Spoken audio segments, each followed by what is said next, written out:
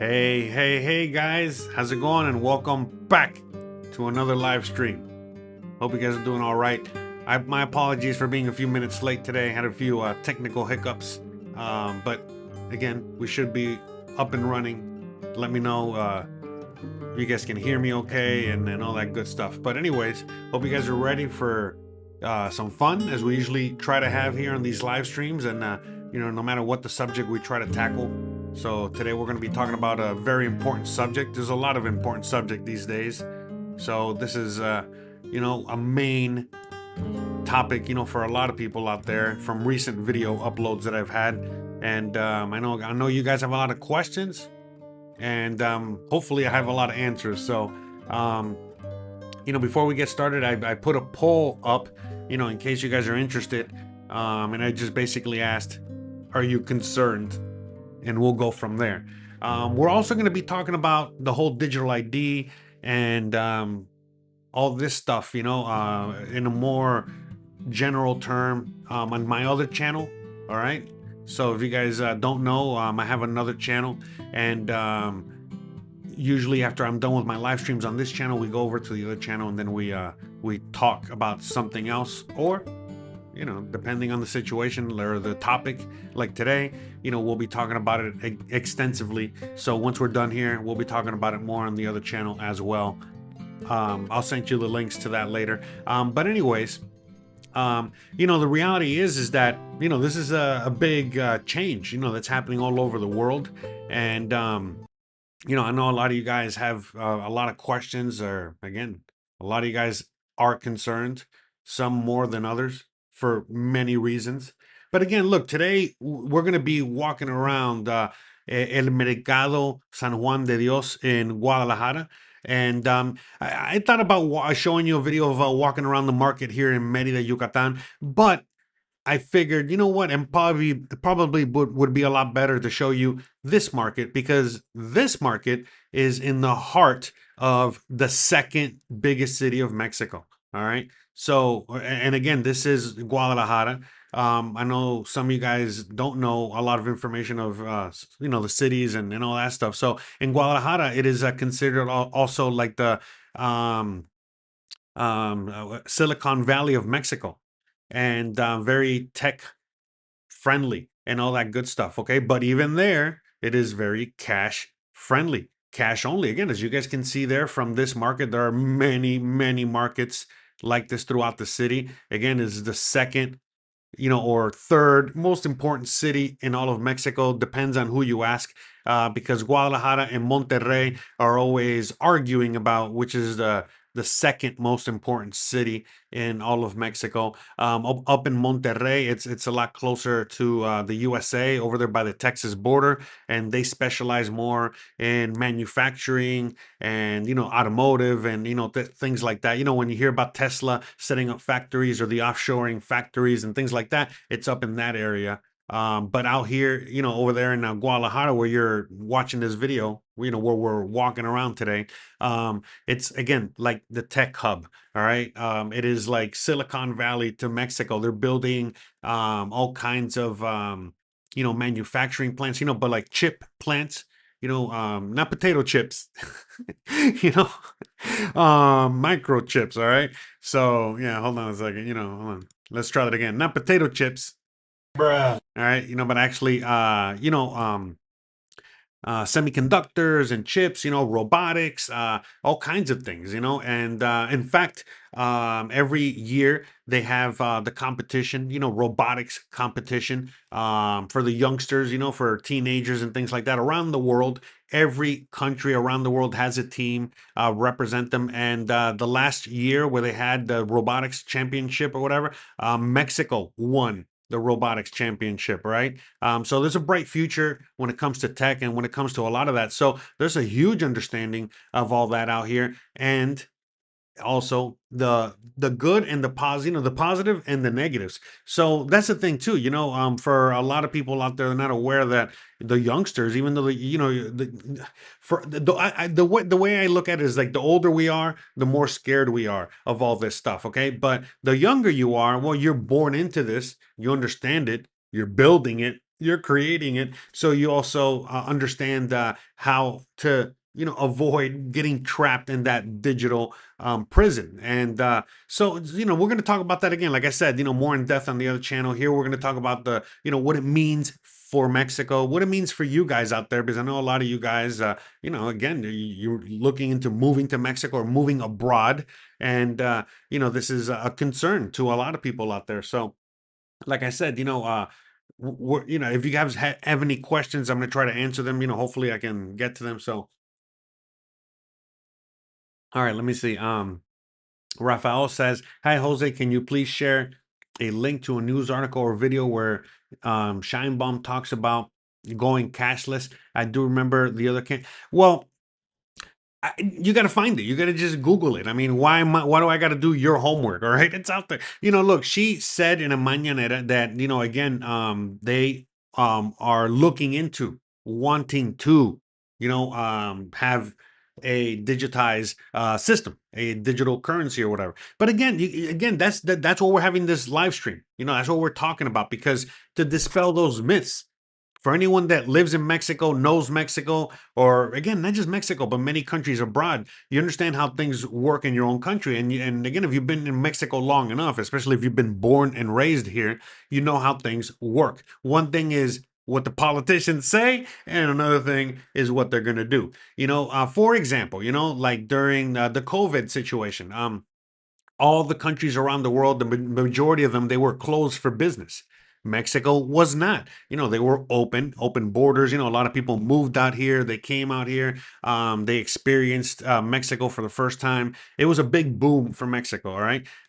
But again, on top of that, depending on how you look at it, the Mexican president, AMLO back then, he was following orders. He was doing everything in the sense of like, providing, whatever, what is it, the medicine, sorry, I'm trying to avoid certain words, provide the medicine, provide the infrastructure, provide all that stuff that the global world order wanted, right? And at the end of the day, it wasn't enforced or mandated. They would take the money from you know these people in power that wanted to implement these things around the world. They would take that money and they would kind of implement it, but not really force it on anybody, and just pocket the money. So look, I feel like a lot of that is going to happen as well. In this at the end of the day, where the politicians, they're going to be taking all this money to implement a lot of this digital grid out here in Mexico, and then they're going to implement it, but not really implement it, because at the end of the day, it takes a lot of work and effort and all this other stuff in order to really put it into place. And the people have to be volunteered into it. They want to do it. It's a lot of things. Look, long story short, what's going to end up happening, which is already happening, well, they'll just take that influence, they'll take that money, they'll take that whatever, and they'll just go on ahead and not really implement it per se. I mean? Just take that money and run, and then just say, oops, oh, well, we tried, we tried to do it, we tried to this, we tried to that. That's part of it. All right. So that's all right. Let me see. All right, hold on. I want to read some comments here. All right. Hold on a second. All right, there we go. All right. Sorry. I don't have a producer. It's a little difficult sometimes to read. All right, there we go. All right. Then see, like you were saying, the digital and so anyway, so the whole thing with like the digital cashless society. Again, if you're out here in Mexico, you understand that a good majority of the society is very cash only. All right. And again, going back to, during COVID and stuff like that, I was living out here, and I remember, at the very, very beginning, things were shut down. I mean, I'm sure you guys remember, things were shut down all across the board. And, but things were not really shut down. People were still, other people have the small little businesses in the neighborhood, they were still open. If you didn't have any money because you couldn't get to the bank for whatever reason, or you didn't have any money, they would credit you until you got your money, and everybody was just helping each other out. And during a crisis, and again, I live in Merida, Yucatan. The video you're watching was, filmed in Guadalajara. But anyways, in Merida, we have hurricanes. And so not only have we've dealt with, the pandemic, huge world disasters, but we've also deal with natural disasters out here, and everything's fine. You know what I mean? Like in the sense of, everybody is able to function. So community is a major component to, this whole thing. You know what I mean? The community itself can take care of itself and doesn't need, the government or the grid or anything like that to work. And so, another concern, people have is, or that don't really what to consider, when it comes to all this stuff, is the fact that, again, you got to remember, the digital grid can only really work if there's electricity, right? If there's power, if there's internet. And in many parts of Mexico, you get, again, the rural areas, especially not just Mexico, but all over the world. There are many rural areas there where you'll be lucky to have even internet, let alone electricity or running water. Now, again, this is why we're walking around Guadalajara, which is again the second most important and biggest city in all of Mexico, and yet everyone you're looking at in this video, it's basically cash only. Maybe you'll find, again, this was filmed over a year ago, so you'll definitely probably find people that will take bank transfers, because out here in Mexico, you can just simply pay people directly from your bank to their bank, just a bank transaction, which, by the way, is all private legally. The Mexican IRS or the government can't look into this stuff, but whatever, whether they do or not, that's another story. But either way, the point is that that's one way that they accept payments. Also, you know what I mean? Everybody has like that, that little thing where you can swipe your card, take payments. So they have it. But in the last several months, the new president has instituted a bunch of measures, basically saying that, okay, if someone pays you with a card transaction, all right, they swipe their Visa or their MasterCard, that fee that Visa or MasterCard charges, you cannot, pass that on to the customer anymore. You have to pay that fee out of your own pocket. So what a lot of small businesses, like the ones you're seeing around you now, that probably would have accepted Visa or MasterCard, now they don't, because they're not going to eat that fee. Again, you got to remember what those fees are. That they're just as high here, and on top of that, most Mexicans, they're not going to, why would they eat? Why would they, as a merchant, why would you eat a $1, or 50 cent Visa transaction when the person purchasing XYZ thing is probably in that same range? You know what I mean? Like it's like the margin, the cost margin, the profit margin is very little already, let alone add anything else. And the fact that you can't pass it on to the customer. So it's things like that. There's a bunch of like where again, the Mexican president has been saying things like, hey, we're going to start probably looking into bank accounts in order to, again, they haven't passed anything yet, but they want to, so that they can tax, hey, now we can look at your transactions and we can see whether or not you're accepting payments and whether they're taxable or not. And so, what is that doing? That is just making the Mexican people use cash even more, or barter even more, or again, even gold and silver. Remember, gold and silver are readily available out here. But again, just stick to cash. Why do we got to go all the way to a dire situation of having no cash? That wouldn't even be a thing. I mean, look, let's just be 100% honest, all right? Let's just say, again, I don't know who's listening out there, but, let's just say that, for example, the government says, hey, we're going to just take away all the cash, right? And we're not going to print any more cash, and we're just going to take cash away from circulation. Aren't there criminal organizations out there that are all over the country that can just print their own cash? You know what I mean? So it doesn't matter. They can't get away from it. They won't be able to get away from it. Because like I said, most Mexicans, by choice are unbanked. So, all right, I'm going to read a few questions here. Because, again, I don't want to repeat a lot of the things that I've probably mentioned in the previous videos that I've done on the subject. So, anywho's, all right, let me see. All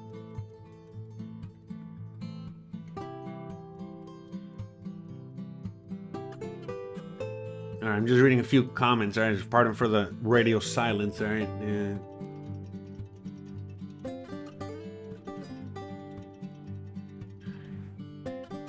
Scandalero says here in Quintana Roo, which is the neighboring state where Cancun is, says they have introduced a new app for filing police complaints reports, first in the country. They're hoping for the anonymity will help reduce crime.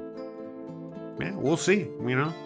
Depends on who you ask. Will depend on how welcome that changes. But again, if you're from Mexico, you know that in many cases, the same people you're filing the report to, all right, work with the people that you're filing the report about. All right, so just FYI. Um, mm, so and so that's the thing, out here in Mexico, it's a completely different animal. Because this is something that is near and dear to me. I love technology. I'm not afraid of the technological changes and all this other stuff. I understand that if we don't take control of it or ourselves, then the same technology will be used to enslave us. Some countries, they unfortunately have again, they've again, like if you go to the USA or Canada or Europe, it's already very digitized, and people depend on the digital grid and all this other stuff, right? But when you go to other countries around the world, it's not like that at all. Some more than others. I mean, look, and even in El Salvador, again, some of you guys that have known me long enough, you guys know what about the videos that I've made and the things that I've talked about and what I know about certain things. So look, El Salvador with the whole Bitcoin situation. They've tried to instill Bitcoin in El Salvador, right? For example, try to use a digital currency and the digital this and that, and it was all voluntary. They were giving it away and yada yada yada. Anyways, look, long story short, nobody uses Bitcoin out there. Just like 1% of the population, or even any kind of digital transactions. It's still cash only, even though they're using the US dollar. So that's that country, all right, that did a lot of things favorably in order to push this. Okay, other countries like India, which is again very technologically advanced, and you know how it is out there, the good, the bad, the ugly, whatever. Anyways, but look, in India for decades. Okay, for a long time now, they've been trying to do this. All right, okay, and they failed miserably every single time. All right, they've even taken cash away, and they just figured out ways to make their own cash and print cash or whatever it is. Anyway, so and I can go on and on. In fact, even even in India, again, as of recently, they're even thinking about going backwards and just saying, you know what, people are not going to adopt this. We might as well just keep the system, as is with the cash. So again, what do you think is going to happen in Mexico, where already like the majority of transactions are in cash? You can go to the doctor, all right, and get surgery, and he's going to prefer you paying cash than pay any other way. I mean, and I could go on and on. So it's all across the board. All right, it's not just about the merchants that you're seeing here in the market. All right, it's a lot more than that. Like it's just all across the board, and it's because Mexico has a healthy distrust of banking and government, and you know, I think most of you guys should as well. But with that being said, again, that's my own personal opinion, and again, I have a talking horse. Yeah, don't listen to this guy. What the hell does he know? He's just a guy with a freaking talking horse. That's why I got Lambo here. Don't be taking me too seriously, all right? You got to make up your own mind and your own decision on things. But look, long story short, it's not, you know, it's only as powerful, all right? Meaning this technology and everything around it as you or the population lets it be. And so, like I said, out here, not only do they have a healthy distrust of government and banks, all right, now more so than ever, even though in recent years they were making headway and they were trusting more the government. Well, a lot of that is kind of going out the window. So not only do they have a healthy distrust of all that, but again, they're fairly intelligent out here in Mexico, highly educated, don't get it twisted. And a lot of youngsters that grew up with a lot of this technology and, like I was saying earlier, helping build it, create it, whatever. So they know exactly, what I mean, how this can be used for evil, for bad, for all this other stuff. So they're not going to build their own prison. They know exactly, how, what to do going forward and things like that. And so it takes a lot. It's not just, again, they see what's happening already in other parts of the world. They definitely don't want it out here. They, again, nobody, wants it out here. And so, the older the population, the come on, they can barely even use the phone, all right, out here.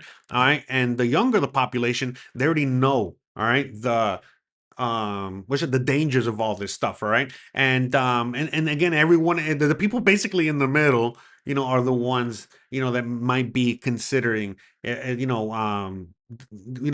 is it, just going fully digital, things like that. But most people are fully aware of all that. Okay. And so there's more to talk about here. Okay. I don't want to just focus on cash. All right. So let me see, any more questions. No. All right. Mm, But again, the whole thing with the cashless, again, as I was explaining earlier, you know what I mean? Like, there's many reasons for that. The main reason for people using cash all the time is because of the taxes. That's it. Mexico has high taxes. And so most people, that's why they prefer cash. And again, the distrust of banks, meaning that sometimes, people's money disappears in the bank. And, I could go on with the whole history of banking here, that goes back to the 90s. um, that's why it's $1 gets you 20 pesos, give or take, or 18 pesos. All right, as opposed to $1 equaling, maybe 2 or 3 pesos. All right. Anyways, look, the point is that there's a healthy distrust, and there's a good healthy education, financial. A lot of Mexicans have financial education that, unfortunately, a lot of Americans don't have, or they don't get until later on in life. Out here, they're learning a lot of this stuff from the very get go, from the very beginning. So, this is something that, again, that's very, very, near and dear to my heart. I've been following this for decades now. The whole, transition, with, cryptocurrency. Again, that's what they're using now. That's what they're, and again, if you look at, again, every country is different, but just with what's happening in the USA, how they're pushing it there is, they did it through the Genius Act, and they're going to be doing stable coins again. Again, real quick, I'm going to be talking more about that on, my other channel once we're done here. Again, right now we're just talking about Mexico, and I want to make sure I stick on topic with Mexico. But on my other channel, once we're done here, we're going to go over there, and we're really going to get into it. We're really going to get into it. All right. But look, long story short, I mean, every country is doing something different. But the thing is whether or not they're going to be able to successfully implement it or not. And again, and depending on the country, again, in a country like the USA, where everyone is digitally dependent, all right, on using their cards and all this other stuff, on debt, again, right now, EBT, right, benefits, whatever it is, right, they're very dependent on this, all right. But in other countries, they're not dependent on it at all, so they don't have to participate. All right, and so and they they live in a culture that has embraced cash only, gold, silver, things like that, physical gold, silver, and things like that for a long time. So they have people ask me like, oh, how where do people keep their gold and their silver and their valuables? Listen, they own their home. All right, they dig a hole.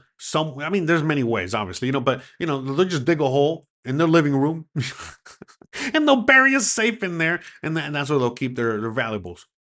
For example, all right. So I mean, but I could go again because I don't even trust the banks. Banks don't even have safety deposit boxes out here. But you know what banks do out here?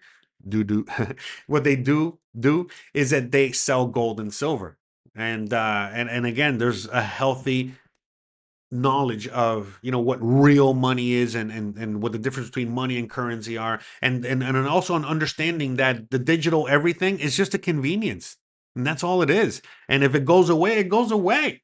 You know what I mean? That's like, it's not like a make or break for the nation, even though, again, like in a city like Guadalajara, they are what is it, a technological hub, that the US is dependent on for a lot of things. So, I mean, just FYI, guys, you know what I mean? Like, it doesn't mean, just because we're going into the future with all this stuff, AI, whatever it is, it's don't believe the hype. Don't be fearful of everything. Okay, now so that's digital money. All right, I think we tackled digital money for now. Let's move on to the next thing real quick. The digital ID. All right, real quick with the digital ID. All right, as to what that is, because everyone's scared. Again, I get it. Again, look, I wore my tech shirt today. All right, just some nerd shirt. Look, the point is that I get it. You know what I mean? Like, I'm not a fan of digital ID. I'm not a fan of the whole digitization of everything. I This is why I do my research and I do my homework, to make sure, whether, we're gonna be okay or not. So let's just get into the Mexican digital biometric ID. It's so scary. Okay, let's just get into that real quick. All right, hold on. Let me show. Okay. Boom. All right. You saw that from the thumbnail, all right? I put that picture up. So that is what the digital ID is. Or, I mean, not the digital ID, the biometric ID. Okay. So for people that already live in Mexico, if you are already a permanent, temporary resident, whatever, or again, you're a citizen, then you're going to understand this a little easier than if you've never even been to Mexico and you don't even know what this is. Okay. So let's just get into it real quick. All right. I'm going to explain it to the audience in USA American terms because that's where I'm from. Okay, I don't know about Canada, Europe, whatever. Okay, so okay, in the USA, all citizens have from the day you're born, you get stamped right with a social security number, and that social security number follows you from the day you're born to the day they bury you. All right, that's your number. In Mexico, and I'm pretty sure every country out there, they have a similar system. So in Mexico, they have this number, okay, or number in letters, whatever, but there's ID that's called el CURP. We see it right there, CURP, CURP. CURP, okay, translates to Social Security number. Okay, got it? Capiche? Okay, so that we're on the same page, right? So in the USA, like in most countries, your social security number, your ID number is given to you on a card. You're going to keep that card with you, right? Okay. In Mexico, believe it or not, they don't have that card. Whenever I've needed to use or get my corp, for example, in order to, let's say remember when I got my rabies shot when I got bit by that crazy cat a few months ago? Okay, and I went to the free hospital to get help. They were asking me for my corp, okay? And so what I had to do, I had to go across the street, and there's a lady there in a little shop, like the shops that that sell all kinds of stuff, chips and sodas and whatever. Anyways, and she has a printer there, and she prints people's corp. So basically, you just give her your information. She's on the government website, and she prints out a little paper that kind of looks like that, but it's on a piece of paper. All right, and then that piece of paper, I took it to right across the street to the hospital. And then that's what they used in order to, get me in. All right. And so that's how it's done now. So what the new corp is, okay, all right, just so there's no misunderstanding out there, is that what they want to do is that instead of people having to get that piece of paper, print it themselves, get it printed at the little store, whatever it is that they just want to put it on an ID, just like we have a social security ID. So they just want to do the same thing. They want to create an ID. Now, of course, it's when we created the social security number, it was a long, long time ago. So we just get a little piece of paper with a number. But and the real ID that people use in the USA is the license, which is again coincidentally what I just said, the real ID. That's another story. Again, we'll talk about that on the other channel if you're interested. But anyways, so here, okay, this would be the Mexican version, I guess, of the real ID, but it's just an ID, your identification. All right. Now, again, to go backwards, okay? Mexico already has most of your biometric data anyway, okay? So, they get it voluntarily, okay? Whether you're a Mexican born citizen, you get it, they take it from you when you're born or, when you apply for residency, all right? So that's that, okay? So what they're doing is that, instead of people having to print that papers, they just want to give everybody a plastic ID, a little plastic ID with your corp. So, for example, in the future, I would have me, even a resident, just I'm not a citizen, I'm just a resident. I would have my residency card and I would have my corp card. And I would just, again, go to the hospital, same situation. But instead of having to go and get the paper printed or whatever to get into the hospital with an emergency, I just have my ID and I just show my ID. Makes sense? So since it's a new ID, they're saying, well, for anyone getting the ID going forward, we're going to make sure that we get the data that we usually get through other measures, but we're just going to get it on this ID because this is the actual ID. So that's where the fingerprint comes in. And in the USA, everybody's already fingerprinted, because of all the crime. That's another story. Again, other channel. But anyways, the fingerprint. Okay, now since we are in the future, okay, your eye scan, all right, don't get all freaked out, guys. All right. But anyways, your eye scan. All right. Again, if you are on a banking app in whatever country you're at, many times these days they're asking for your picture. Your face picture. Correct? Hey, you take your picture to make sure it's you. Whatever. Okay, so you already got the biometric data is already out there. Your eye data, iris scan is already out there. Number one. Okay, not just there. But I mean, think about it, guys. I mean, how many pictures do you post up on Facebook and on Instagram? And listen, it's already out there. I don't know what the hell you guys are so scared of. So, anyways, look, long story short, it's the ID that has that information, okay? So that now every Mexican or resident has an official ID, all right? Because up until now, me as a resident of Mexico, I have to use my passport, a U.S. passport, and my temporary residency card. All right, sorry, my permanent residency card, whatever, my residency card. A Mexican citizen has to use their INE, but their INE is, the Instituto Nacional de something. Well, anyways, it's a voter registration card. So again, imagine in the USA that, well, that's your ID. Your ID is your voter registration card. Okay. So, because again, driver's licenses are just driver's licenses out here. All right. Remember, every country is different. So a driver's license is not an ID. Your voter ID is, because they take voting very seriously out here. So, but they don't want people to use their voter ID because there's many people that don't want to vote because, again, for the distrust in the government. So, why vote, right? So this is why they want to give everybody their corp card ID. All right, makes sense. And what is on the card? Again, you see it right there. Your name, your date of birth. All right, the same thing that's on your INE. All right, the same thing that's on all IDs. All right, but they're just adding, your fingerprint to the ID, and I guess I don't know, the biometric eye data. Now, going into the implementation of this, all right? We've already had many reports, okay? People leaving comments in the whatever, and just things that I've seen online already. They haven't been able to implement this anywhere in Mexico. People have, for example, Baja California have gone up there and asked to get it, and they don't even have. They're like, bro, what are you talking about? We don't have anything to even begin the process of doing this. And there's only one state in Mexico so far that has been implementing this, and that's in Veracruz. And basically, it's a lady on her laptop in a room smaller than this office, and basically they only see like around 50 people at a time,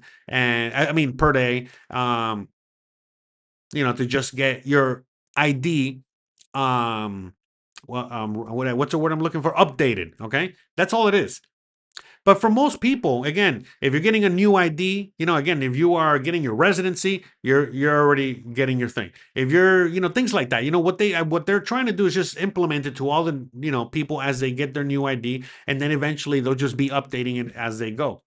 But that's all it is. You know what I mean? And eventually it'll be easier for most people. Again, it's voluntary, but when you think about it, most people are going to start opting in to just get that card instead of having to go and get the paper and the titara para purup. You know what I mean?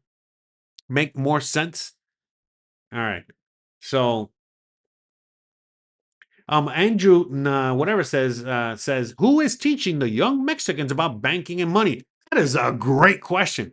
That is a really, really, really good question. And I'm going to answer that in 1 second. Hold on. Let me just get back to where we were here. Who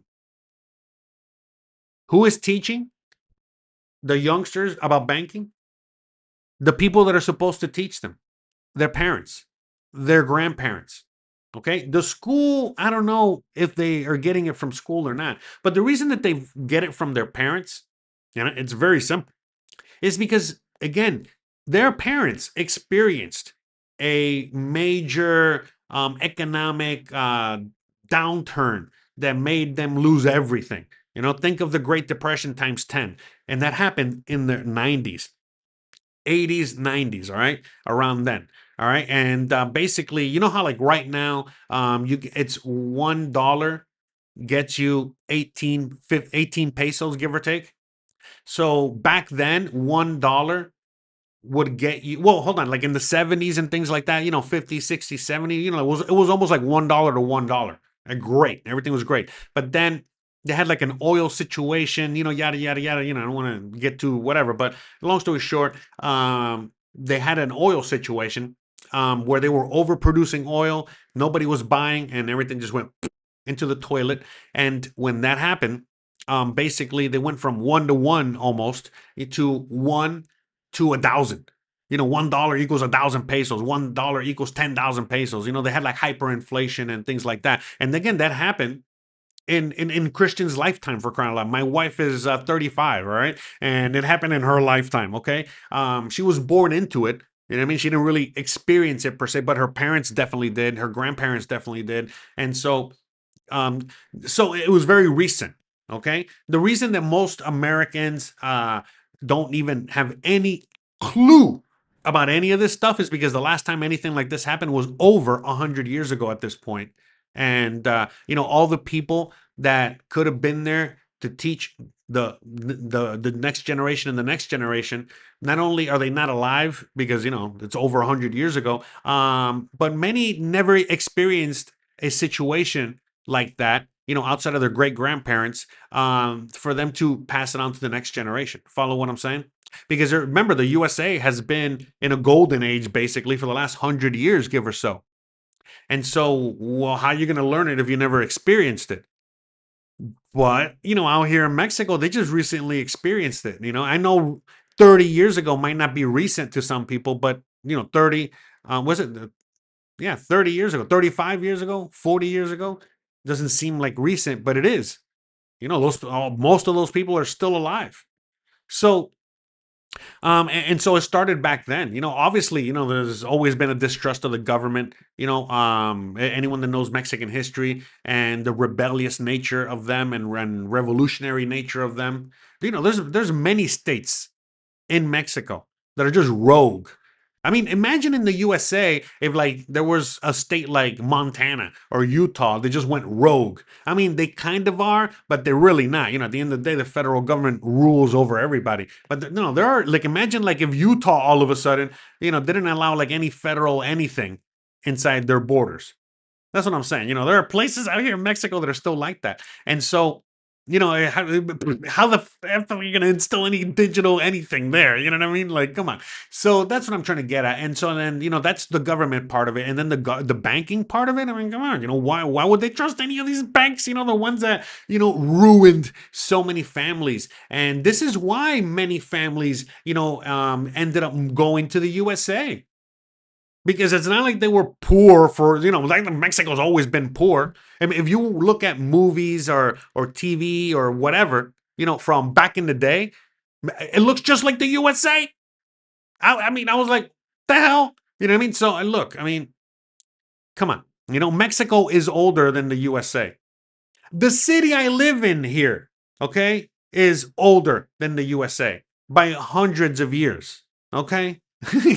So it's a different, world. And so, like, long story short, people out here have learned from their mistakes and learned, not to let government get too strong or powerful, or again, to distrust them, and yada yada yada. You know what I mean? All this other stuff. So that all these things combined, you know what I mean, is what basically allows this rebellion in a sense to take place, because it's already been taking place. It's always been going on. It's been going on for the longest time.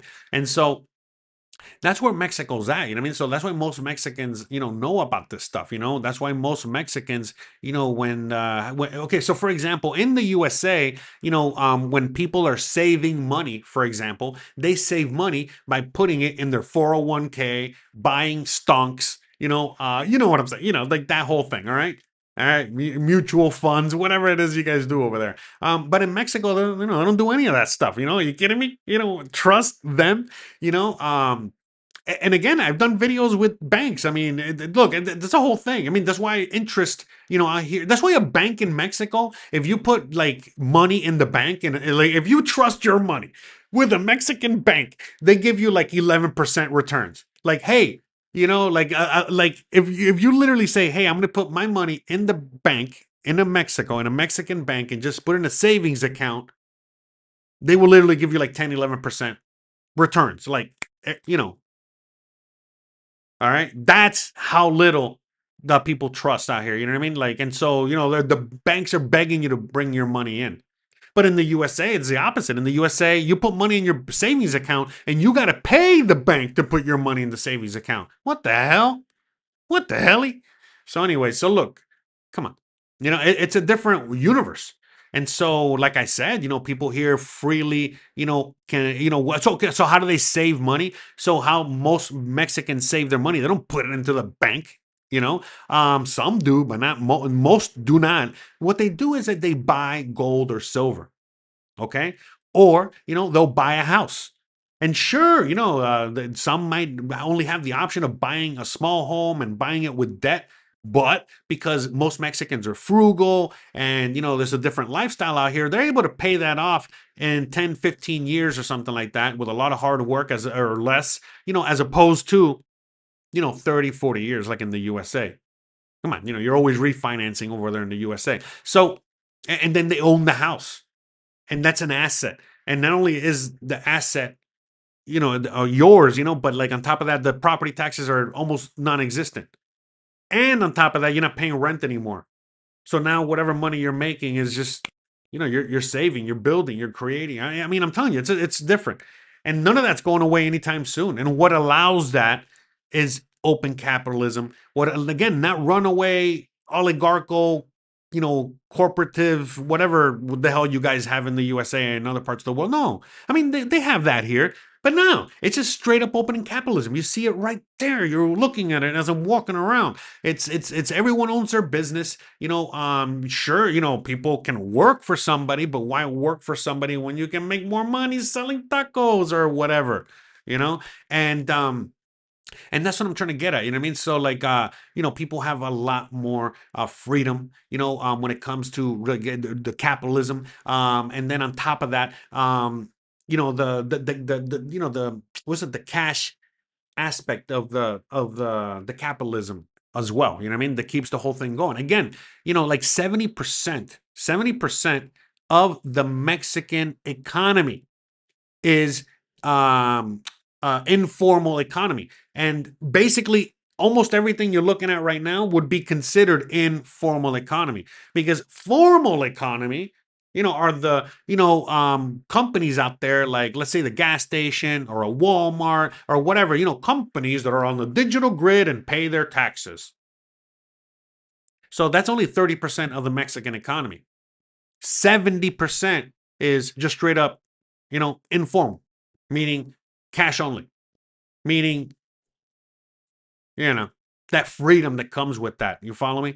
And so that's why when a lot of people, they look at the stats, like, oh, the Mexican stats, they only make this amount of money or, it's like, bro, what are you talking about? There's only like 30% of the economy, like 30%. Like, are you kidding me right now? A lot of these people, you might be thinking, oh, they're just sitting around and they're not. Listen, man, you know how much money these people make? All right. They make money. All right. There's a reason they, not only are these highly coveted spots in the market, but they're packed, you know? Well, we're walking around like tourists or whatever. But I mean, not just this market. There's many markets in that city, and there's many markets in all the cities, and there's many markets all across Mexico. And that's just one point of, whatever.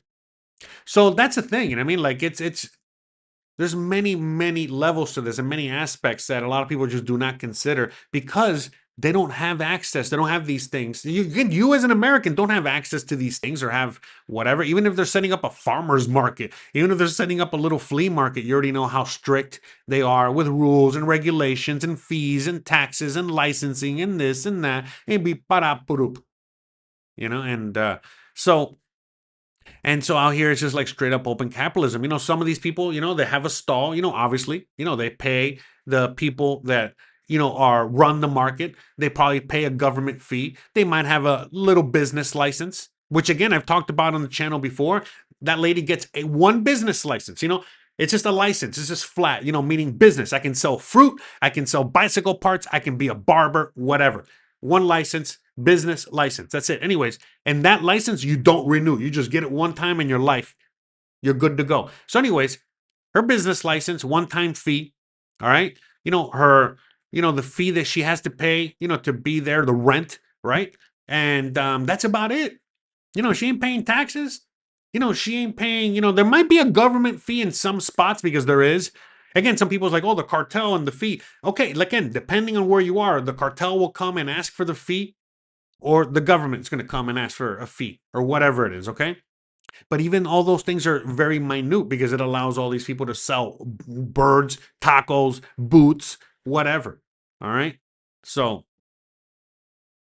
yeah, I mean, again, I see someone in the comments saying, "Oh, I remember being cashless and it sucked." Again, it's not for everybody. Again, if you want to, if you, if you want to, oh yeah, yeah. Oh, sorry, sorry, yeah, sorry. I misunderstood. You said, yeah, exactly. Cashless is no bueno, man. I prefer cash only. I remember. I mean, I lived kind of cashless for a while when I lived in Seattle, and like basically my last years in the USA, a lot of it was cashless. It's just it's a world that we're moving into, but it's not. I'm telling you. Like, look, even like people always ask, like, "Well, Jose, what about Uber? What about Amazon? What about whatever it is?" Like everything is cash. You can pay Uber in cash. You can pay Amazon in cash. You can pay everything in cash. All right, simple as that. And if for whatever reason they say, "Hey, you can't pay Uber or any of these platforms, like Uber, you can't pay for them in cash anymore. It has to be digital only." Well, it's okay. It's okay. There's taxis and there's this that that take cash only. And again, I've talked about that already with the bus system in Merida, Yucatan, where I live, where they try to implement this digital only way to get on the bus, and people are and raise the fees and all this, and then take away the routes that are important. And the people say, you know what, keep the fancy buses. All right, we need to get from point A to point B. All right, and I only got a 10 peso coin on me. All right, I'm gonna go on the old bus because again, they're all privately run. It's not government run. You can't have like a private bus system in Minneapolis or in Miami or whatever, without all these hoops to jump through. So anyway, so yeah, hopefully, that makes a lot more sense. Hopefully puts a lot more people at ease. Again, you got to have a population that is willing and voluntarily what you call it accepting to use this system. And so again, in certain countries out there, they are like in the USA, or in some parts of Europe, Canada, they're voluntarily using the system, or in a way, it's already at a point where they're forcing you to use the system. But that's not how it is out here, and that's not how it is in many parts of the world. But we're just talking about Mexico right now. So, all right, let me see. Isa's channel says thoughts on using Fina Bien as a starting point to banking. I don't even know what that is. Say if you're just moving and don't have residence to open a bank. I don't know. I don't even know what that is. Um, if you need like there's a I mean I don't know what that is. I'm guessing it's like the dollar app. So on my website I have a bunch of recommended things for people to use. So here I'll show you real quick. Hold on. Oh, wrong button. So on my website, okay, joseartiaga.com. Anyways, on my website right here at the top, where it says Mexico General Information, I have this thing called, by the way, for anyone out there need help, again, learning how to find, rentals or whatever. 20 of the most asked questions. What else we got here? Oh yeah, what else? Oh yeah, how to get a job. Oh yeah, and then here's the dollar app. Okay, so I'm guessing that Fin Bien thing is something like the dollar app. So again, if you come out here and you don't have any banking options because you're not a resident yet, you can use something like the dollar app, which is kind of like the Cash app. So it's kind of like a digital banking option, if you want that. But again, it's not needed, but it's, maybe that. So that's the only one I know of. I don't know about anything else out there. So, they even use biometrics in the movie Coco. I got to watch that movie. I've never watched that movie. So, let me see. I first heard of Corp like 7 years. Yeah, I mean the Corp has always been around. That's again Social Security.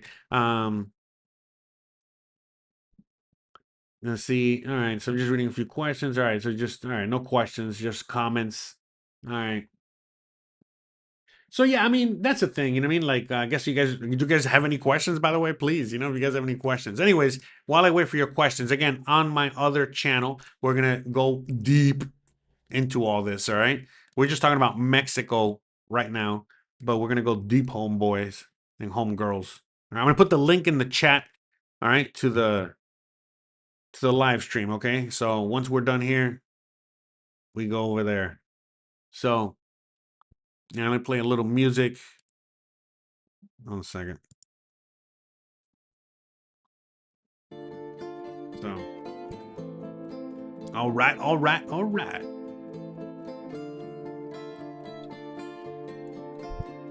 So, to me, at least for me, I am not worried living out here in Mexico. If I was living in the USA or Canada or Europe, I would be very worried, extremely worried. All right, or more than worried. All right, concerned, worried, scared, you name it. But living out here in Mexico, oh my gosh, that's like the last thing on my mind. Are you kidding me? That doesn't scare me at all. Because again, I see that everyone shares my sentiment. Like 80% or more of the population shares my sentiment. Why should I be worried? You know what I mean? That's what you need, or what. Again, when if you start, for people out there that are preppers or always looking into things like that, survival, whatever. One thing that they always fail to realize is that all that is crap unless you got community, and that's what the one thing that we definitely have out here in Mexico is community. So everybody pitches in with whatever they got. And yeah, it's and again I saw it all play out during COVID. That's when I really saw it. Because it was like while people were fighting in other parts of the world over whether you're wearing a mask or not wearing a mask, or whether you're getting the medicine or not getting the medicine, or whatever you were fighting about, that was not happening here. Let's say that there were people wearing that mask and you were not. They would just say, again, first of all, they would respect you for your whatever decision you would, whatever. But if you talk to them and things like that, obviously they would keep their distance and all that crap. But at the end of the day, they would simply just bless you and just say, and just like, oh my God, God, please protect this crazy soul for not, and not putting on a mask or getting the medicine, and that's it. And vice versa. I mean? People that didn't believe, didn't, get the medicine, get the mask, get anything like that, they weren't, attacking anybody for getting their 13th, a medicine, or for wearing a whole box of, mask or whatever. They didn't care. Everybody respected each other and cared about each other and loved each other. And it was mostly that. So again, that, combined with everything else I've said, about, the community and how people got along, and it didn't matter that the system wasn't working, or you couldn't go to Walmart, or you couldn't, blah, blah, blah, blah. It didn't matter. It did nothing matter. Everything was fine. Everything was great. It was awesome. Compared to what was happening over there, where you're at. Oh my gosh. Yeah. So, um, how do Mexicans feel about more Americans coming to their country? Again, I've talked about this in other videos plenty of times, and that's not what this video is about. But long story short, the majority of them, they don't have a problem with it. Again, just like it happens in your own country, do not let the minority be the loudest voice. Okay, so yeah, of course, there are people in Mexico, a small minority of them, that don't want foreigners out here. Just like anywhere else on the planet. But it's only a small minority, and sometimes that tends to be the loudest voice. But if you watch my videos, you see it time after time after time again, literally almost video after video, how nice and how friendly everybody really is. Okay, so again, you would if it was the opposite, you would see it in my videos all the time. All right, because again, you guys see how I film my videos. Okay, I'm literally showing you everything in front of me. All right, you don't need to see my face. All right, you guys have seen my freaking fat face enough. All right, my my ugly mug. All right, you don't need to see me. All right, you guys want to see Mexico. All right, and you get to see it right there. You know how nice and friendly. Nobody stole my camera. Nobody's growling at me. Nobody's telling me to get the hell out of here. No, I'm deep in there, homeboy. You know what I mean? I'm in the main market there. You don't see any tourists or gringos there or anything like that. So it is. You know what it is. All right, let me see. Jose, can the banks offering 10% return on deposit be trusted? I mean, look, I do not believe in trusting any bank. Any bank, okay? Period. End of story. All right. So it's like anything else, putting your money in the stock market, even putting your money in the safe under the whatever. Nothing is 100% guaranteed. So, yeah, I trust them just as much as I would trust any other bank. All right. That's my response. Again, I've done a video. I've done a video with a bank, Actinver, a good friend of mine, Matt, and he's a high net worth individual. And, he talks about it. He talked, in the interview I did with him and we went and interviewed the people at the investment bank and all this other stuff. And if I had the money, I would put it in there. Of course, 10% returns. That's insane. That was free money if you got the money. You know what I mean? To just park it there. But, it's like any other investment. It's like anything else. It's risky. Now, again, it's a lower risk, with certain banks, certain situations. Like I said, I would personally trust my money, you know what I mean? In a situation like that. But I don't have that kind of money. You know what I mean? Like, you kidding me? I can't even afford to buy one Apple stock, let alone, you know? So, but again, that's a thing. You know what I mean? Like it's in order to get like those high returns, from my understanding, you have to have a few bucks. Again, not a lot of money. For me, $5,000 is a lot of money. For you, $5,000 might not be that much money. So, just FYI. So, just check out for those videos on my channel. All right, where I go more in depth. Well, not me. They go more in depth on all that, and but again, to me, like I said, I don't trust anyone. You know what I mean? Like, or anything. So, and I would encourage you guys to also have a healthy distrust of everything. But again, there's no reward without no risk. You know. So, but long story short, yeah, I mean, yes, I would trust it because again, some of these banks are big central banks, and these big central bank type situations, they're not going to fail. And if they do fail, when they do fail, yeah, come on, most people are going to have a lot more to worry about than that. So when that comes, all right, so which it seems like we're on the verge of, all right, so not going to happen anytime soon. But again, I'm talking about worldwide. I'm talking about the U.S. All this other stuff that we'll talk on the other channel. Okay, so again, on my other channel, we'll go more in depth. With again, with what this mean.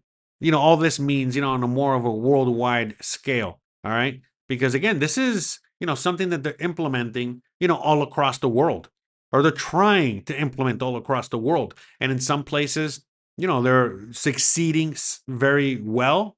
Again, many countries, they're happily succeeding. Many people are happily, embracing this, and other countries not so much. Mexico is one of those countries that most people are not, fully embracing it at all. So, and that's where we're at. So, mm, let me read some comments. So yeah, I mean, to me, yeah, Mexico is pretty awesome. If you're looking to get away, from a lot of this digital prison and this whole situation, there are places you can go. Mexico is one of those countries. There are many countries out there. It's up to you what what's best for you. Question: do they have credit unions in Mexico? Not that I'm aware of. Not that I'm aware of. Even the banks out here are not like the banks in the USA. Like I said, because most people, they just don't use the banks out here. They just don't do they don't use that digital system like they do in the USA. So it's a very different. They use it differently as well. So, and like for example, there's no need for Zelle, for example, because it doesn't matter what Mexican bank you have. You have a Mexican bank account number type thing, and then basically, people can pay you to your bank account digitally, and you get the payment immediately, no fees, no nothing. So let's say I got to pay another Mexican, or I got to send money to another Mexican. I can just send them, 20 pesos or 2,000 pesos or 20,000 pesos, whatever. And I just send it to them like click, click, click. They get it. And then that's it. You know what I mean? It's very simple. So, people do that. Um, but most people don't because, again, they don't want the government, they don't want the banks to see that kind of whatever. In some cases, they have no choice. They can't, avoid any other way to do the transaction. But, you know, cash is always preferred. Always, always, always, always. In fact, many times in many transactions, they won't accept anything but cash. So, and it is what it is. So yeah, it's a different world out here. So, which is nice. It's very nice. I really appreciate it. Did I answer all of your questions? It seems like you guys are still concerned. I asked you guys earlier, are you concerned? And it says 62%. So we got 61 votes. So that means like 40 of you guys, 40 out of the 61 votes, give or take, are concerned. So that's again 62%. It's a lot. So again, I am not concerned at all. At least for Mexico or living in Mexico, not really concerned. So because like again, like for example, it's just like I said, in order for them to even implement this digital grid, they got to make sure that the power or the internet never goes out. You know, and out here, like I said, many times it's spotty. Most people, a lot of people don't even have they don't even pay their phone. Like for example, Christian, when for the longest time, she would never pay her phone. She would just have her number, and she would just add credit or add minutes or whatever it is whenever she needed it, and that's it. And many Mexicans function like that as well. And then some places, many parks, public parks, things like that, they have free Wi-Fi, or there's Wi-Fi in many places, and people just use that or rely on that or whatever, or just use the Wi-Fi at home. And the Wi-Fi at home allows them to use WhatsApp, and WhatsApp is the way that they make phone calls and send text messages and all that stuff. So when you're in Mexico and when you're around the world, most people use something like WhatsApp, and all they need is an internet connection, which they can get many ways. They don't need to be, paying a phone bill every month, or again, using the data from the phone companies or anything like that. So it's even more freedom and more anonymity as well, depending on how you get your phone. So Whipple says, "How's it going, Jose?" It's going good. It's going good. How's it going with you? How's it going with everybody else out there? Good morning to Manic Hispanic. Shout out to all you guys. Adrian, yeah, Adrian says, speaking of internet, how's Starlink working for you? It's working great. It's working amazing. So again, we using Starlink now that we don't have torrential rains on a daily basis, because again, I live in the tropics. Seems like it's working great. I mean, you guys, in fact, you tell me, at least on my end, it's working spectacularly. Remember, I have to look. The reason I was late this morning, for the show, is because I was finishing a video. I already edited it, but I have to export the video, and that takes time. The computer has to process it and make the video. Once it's done, right? So it has to cook it, right? Cook the video. So, anyways. And then I can upload the video. So, anyways, long story short, it was like processing the video, whatever, and it was taking a little longer than usual. But yeah, I upload a lot of videos, and I use the internet a lot besides live streaming. And for me on my end, it's working beautifully and very fast. But yeah, I don't know. So yeah, so okay, is audio choppy for everybody or just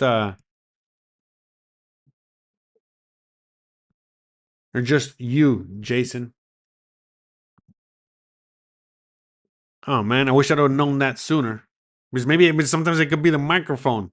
Yeah, ay, ay, ay. Well, I don't think it was. You guys would have told me. So, but anyways, whatever. It's not perfect, but again, to me, I feel like it's an upgrade from having what I used to have. So, but the thing is like I have a Starlink Mini. I'm looking probably maybe upgrading eventually at some point to an actual Starlink dish. So audio is good with you. All right. So yeah, I think sometimes it's on your end.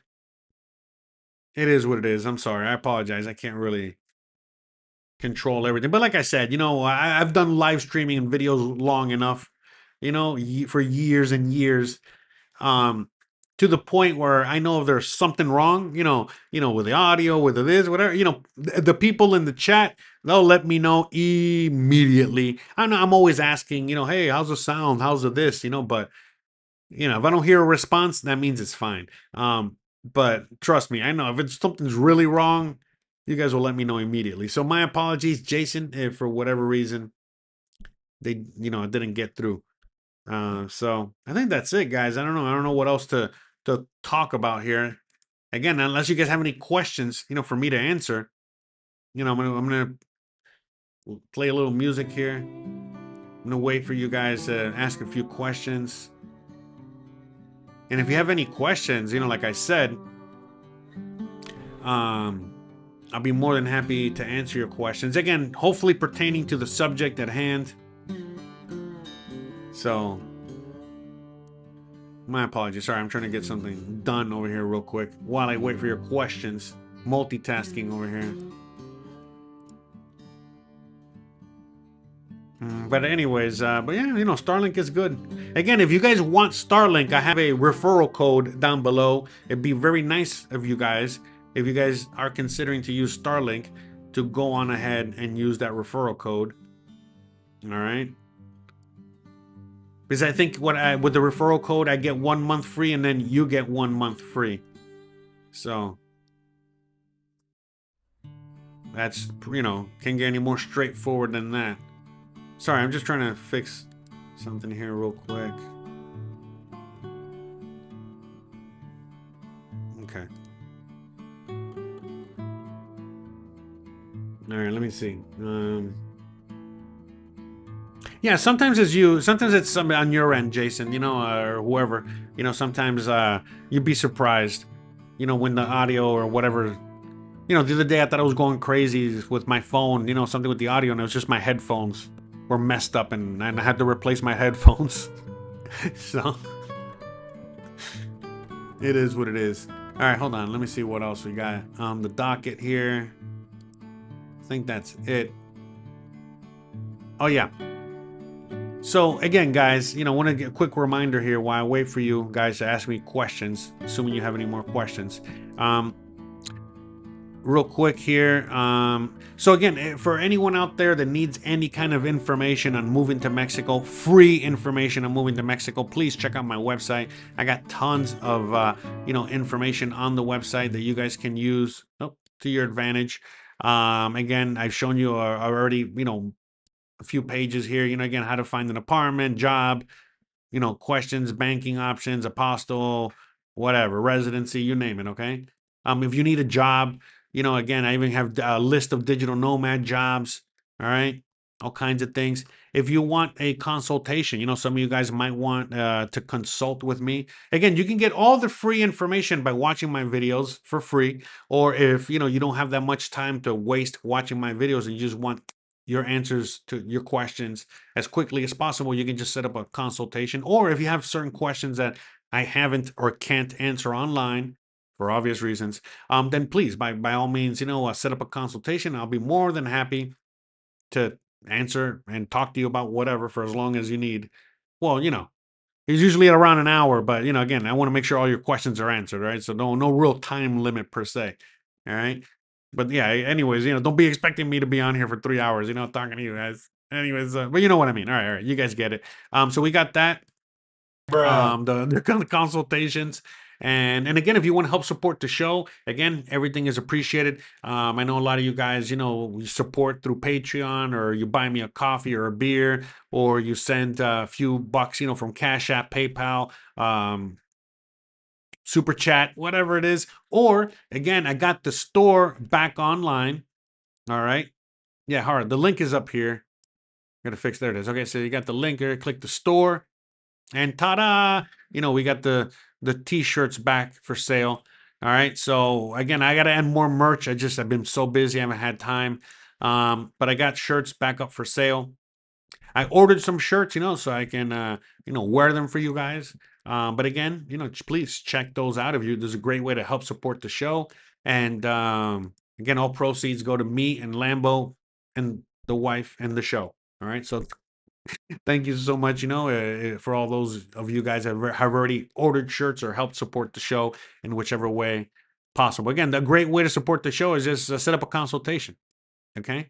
So again, I get to answer all your questions, and at the same time, all that stuff. And again, my YouTube page, please check out my YouTube page. Has even more valuable information on anything. Just ask, just right there, see search, type whatever. Right now, digital ID, right? Because we've been talking about, digital ID. You see the videos I've made on it, all right, and so on and so forth, all right? So I heard it's illegal to drive with your Starlink on. I guess maybe in the USA it's illegal. Everything is illegal in the USA or Canada, and not in Mexico. I mean, in Mexico, you can drive with like 30 people on top of your car. No questions asked. In fact, I saw a video the other day of a truck, not a truck, a pickup truck that was on the highway in Mexico, and they had in the bed of the pickup truck a trampoline set up with a net. And basically, as the pickup truck was going down the highway, like 70 miles per hour, 60 miles per hour, there was two kids in the back of the pickup truck, on the trampoline, bing bong, like that. And again, like, the thing was surrounded by a net, just in case, right? So I sincerely, highly doubt, they'll give a crap about you driving around with your Starlink on, all right? Uh, so, anyways, like I said, don't, I wouldn't worry too much about it. Again, who illegal to who, report to who, Anyways, look, whether it's illegal or not, it's up to you whether you're gonna, follow the law or not. You guys are all adults out there. Don't be listening to me or anybody. All right, you figure it out on your own. So, but yeah, exactly. Not sure how they would enforce it either. But like I said, they got kids on trampolines on the highway on the back of a pickup truck. I don't think Starlink is a high priority, or they would even know what that is. All right, most Mexican cops. All right, so anywho's, I think, yeah, that's it. All right, so we're gonna wrap it up because we got to go, because we're gonna start the other show in 30 minutes. So again, guys, go to my other channel. I'm gonna give you guys the link here. We're gonna go super in depth on the digital grid again. All right, and we're gonna talk about that again from a more of a worldwide scale type of situation. And that's it. I think we're gonna, wrap it up. I'll see you guys over there in about 30 minutes. Love you guys. Peace out. Thanks again for watching. Thanks again for hanging out with me. And I hope you found this video useful and helpful. And if you did, you already know what to do. The best way you can help support the show for free is don't forget to please like, please subscribe, please share, please hit the bell icon so you don't miss a video or an upload or a live stream when I go. And most importantly than anything else, please continue to stay awesome. All right, because I know some of you guys have been considering not staying awesome, and I'm here to tell you, you gotta stay awesome. All right, so please, love you guys. Peace out, and I'll see you guys later. Stay awesome, guys.